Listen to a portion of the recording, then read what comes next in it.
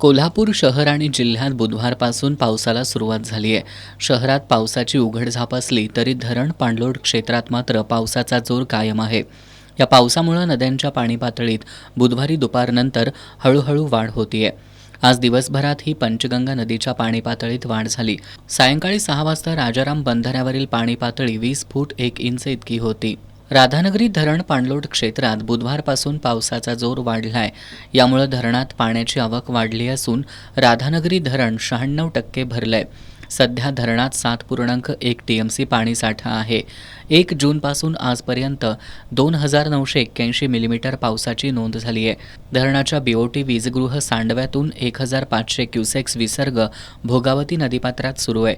पावसाचा जोर कायम राहिल्यास 2 दिवसात धरण पूर्ण क्षमतेनं भरण्याची शक्यता आहे.